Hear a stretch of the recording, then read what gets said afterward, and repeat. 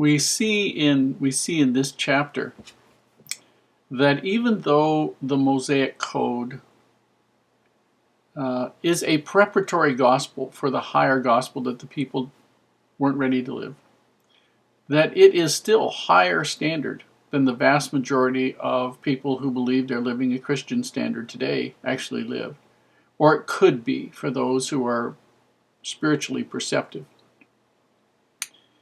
Now, need to understand where these people, remember where these people are coming from. These people were slaves in Egypt. They are brought out by God, and He is feeding them day to day. Every single day, He is feeding them and looking after all their needs, because they would be incapable of sustaining themselves where they are without help, and specifically without heavenly help. And so He wants them to remember this, all of their existence as a nation, and He is taking them to a place which is a really special place. I used to think, well, Israel was just some little dinky backwater. But no, it is the place through which the Via Maris, the highway of the sea, the highway, the main trade highway between the Babylonian Empire, 500, 700 miles northeast of there, and the Egyptian Empire, which was hundreds of miles south of there. And most of the trade traveled along that highway. There was another highway inland, which would be on the eastern boundary of Israel, called the King's Highway, which was another way that things would travel on.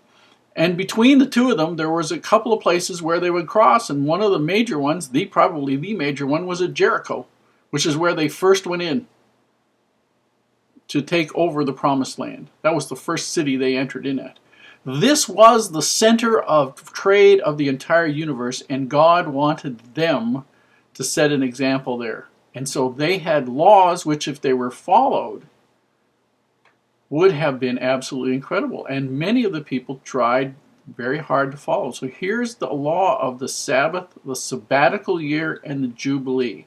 And I want you to think in your own life of whether or not you have got what it takes to put God to the test for this. Now, God's promises were to these people at this time. He doesn't make the same promise to us at this time, not specifically. But this is a test of their faith, and it's a powerful test. So, the 7th year, from the time they got there, the 7th year was to be a Sabbath year, a sabbatical year. There was to be no plowing, no sowing, no reaping, no harvesting. Anything that grew of itself, they were supposed to leave. They weren't supposed to take anything. That would mean that at the end of the 6th year, you would have the 7th year when there would be no new food coming in, and there would be no new food until the end of the 8th year. Okay? Think about this. He's got the Sabbath day. He's feeding the manna.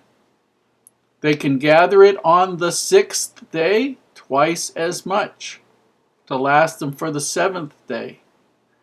So they'll have enough to eat on Saturday morning. They're going to gather enough to last them all of Saturday, all of Sunday, and then until they pick up on Monday. He wants us as a memorial. So they're doing this by years now, not just weeks. On the 50th year, 7 times 7, the 49th year is going to be the same thing. The 50th year is going to be the same thing. And in that 50th year, there's some other special things that are going to happen. They're going to let every slave they have, everybody they've bought, go free on the Jubilee year with his children, if he has any. Every piece of property that they have bought in the intervening years since the previous Jubilee is going to go back, not be sold back, be given back to the original owner. Okay?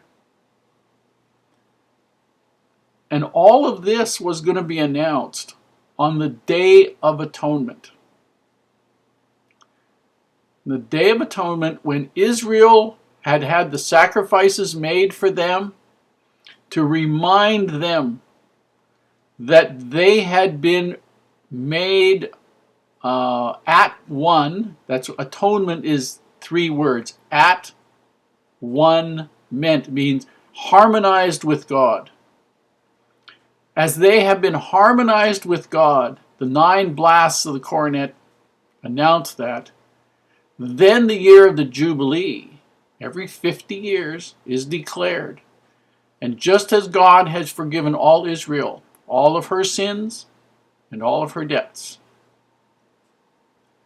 now, in memorial and in thanksgiving for them being forgiven their sins, for them being freed as slaves and taken out of Egypt, now they are expected to forgive all debts.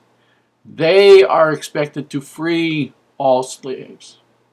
They are expected to give back to the original owner, who was given the land when they came into Canaan, that land back. Now, in the New Testament,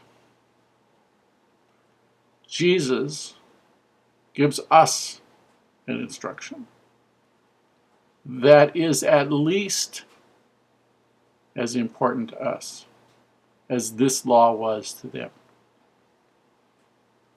It is one that we gloss over so many times, and yet will make the difference in our hearts, having the joy and happiness that they can have, or having sadness all of our days. And what does he say in the Lord's Prayer? Forgive our debts as we forgive our debtors. In other words, forgive us the sins that we have committed in the same manner and to the same degree and with the same generosity of love and spirit as we forgive those who have trespassed against us. Pretty good advice.